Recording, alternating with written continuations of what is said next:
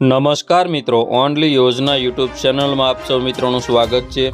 આજે તારીખ 25 જૂન 2023 આજના સવારના મહત્વના હવામાન સમાચાર જાણીશું, જેમાં ગુજરાતમાં હાલ વરસાદી માહોલ જામ્યો છે। કેટલાક વિસ્તારોમાં 2 થી 2.5 ઇંચ, દાહોદ ગોધરા પંથકના જે વિસ્તારો છે, જાંબુઘોડા છે, આજુબાજુના તમામ વિસ્તારોમાં વરસાદ થયો છે। તેમજ સૌરાષ્ટ્રમાં અમરેલી ભાવનગરના કેટલાક વિસ્તારોમાં વરસાદ વરસ્યો છે, જેમાં સામાન્યથી મધ્યમ હળવો વરસાદ પડ્યો છે।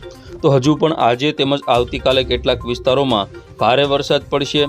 તો આગામી 24 કલાકમાં ગુજરાતમાં કાયદેસરનું ચોમાસું બેસી જાય તો ગુજરાતમાં ભારેથી અતિભારે વરસાદ આગામી 27, 28, 29, 30 તારીખમાં જોવા મળી શકે, કારણ કે બંગાળની ખાડીમાંથી આવતી સિસ્ટમ ગુજરાત સુધી પહોંચવાની તૈયારીમાં।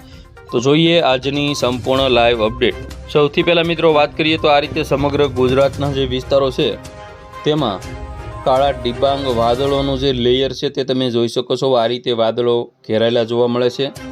તો આ જે બધા વિસ્તારો છે તેની અંદર અત્યારે સારામાં સારો વરસાદ પડવાની શક્યતા ગણી શકાય। તો ગુજરાતના તમામ વિસ્તારો છે, સૌરાષ્ટ્રના વિસ્તારો સાથે સાથે સૌથી વધારે મધ્ય ગુજરાત અને દક્ષિણ ગુજરાતના વિસ્તારોમાં વરસાદ પડી શકે। જોઈએ હવે અત્યારના સમયે કયા કયા વિસ્તારોમાં વરસાદ પડવાની શક્યતા છે તેની સંપૂર્ણ અપડેટ જોઈ લઈએ। અત્યારના સમયની અપડેટ જોઈએ તો અત્યારે મધ્ય ગુજરાતના જે વિસ્તારો છે જેમાં સૌથી વધારે વરસાદની સંભાવના છે। તો સૌરાષ્ટ્રના 2-3 વિસ્તારો છે, લીંબડી છે, સુરેન્દ્રનગર છે, ધ્રાંગધ્રા તાલુકો છે, આ બધા વિસ્તારો। તેમજ મધ્ય ગુજરાતમાં વિરમગામ, ગાંધીનગર, અમદાવાદ, કપડવંજ, બાયડ, બાલાસિનોર તેમજ મહુધા આજુબાજુના જે વિસ્તારો છે, ધોળકા છે, તારાપુર છે, આણંદ, બોરસર, સાપાનેર, ગોધરા અને પીપલોદ, દાહોદ, આ બધા વિસ્તારો, ડાકોર છે।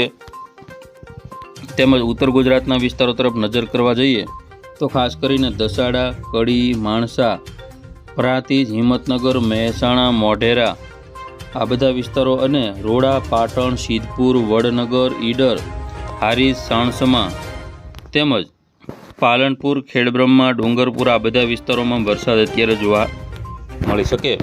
તો સૌરાષ્ટ્રના જે દરિયા કિનારાના વિસ્તારો છે, પોરબંદરથી જૂનાગઢથી ગીર સોમનાથમાં પણ હળવા વરસાદી ઝાપટાની શક્યતા રહેલી છે। હવે વાત કરીએ આજે સાંજના સમયની અપડેટ, જેમાં સાંજના સમયે સૌરાષ્ટ્રના પણ મોટા ભાગના વિસ્તારો છે જેમાં વરસાદ જોવા મળશે। તો સૌથી વધારે સુરેન્દ્રનગર અને બોટાદ જિલ્લાના વિસ્તારોમાં તેમજ ભાવનગરના વિસ્તારોમાં વરસાદ જોવા મળશે। મોરબી જિલ્લો, રાજકોટ જિલ્લો, અમરેલી જિલ્લો તેમજ ગીર સોમનાથ, જૂનાગઢ તેમજ જામનગરના ઘણા બધા વિસ્તારોમાં વરસાદ જોવા મળશે। દેવભૂમિ, દ્વારકા અને પોરબંદરના જે વિસ્તારો છે તેમાં હળવા ઝાપટાની શક્યતા રહેલી છે।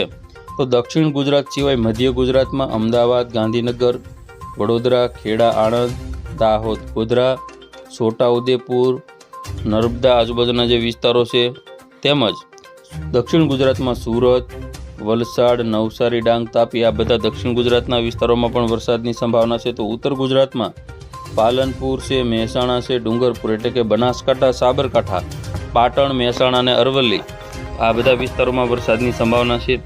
એકંદરે ગણીએ તો આજે પણ ગુજરાતના ઘણા બધા એવા વિસ્તારો છે કે તેની અંદર વરસાદ પડી શકે। કચ્છના વિસ્તારોમાં હાલ કોઈ શક્યતા નથી।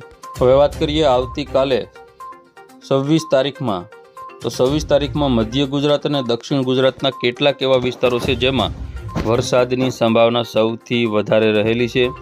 તો જેમાં અમદાવાદ, ગાંધીનગર, વડોદરા, ભરૂચ, સુરત, વલસાડ, નવસારી, ડાંગ, તાપી, દાહોદ, ગોધરા પંથક, ઉત્તર ગુજરાતમાં પણ કેટલાક વિસ્તારોમાં વરસાદની સંભાવના છે। હવે વાત કરીએ 27 તારીખની, તો 27 તારીખમાં પણ સૌરાષ્ટ્રના તમામ વિસ્તારોની અંદર વરસાદની શક્યતા સૌથી વધારે છે। તેમજ દક્ષિણ ગુજરાત અને મધ્ય ગુજરાતના વિસ્તારોમાં પણ વરસાદ જોવા મળશે।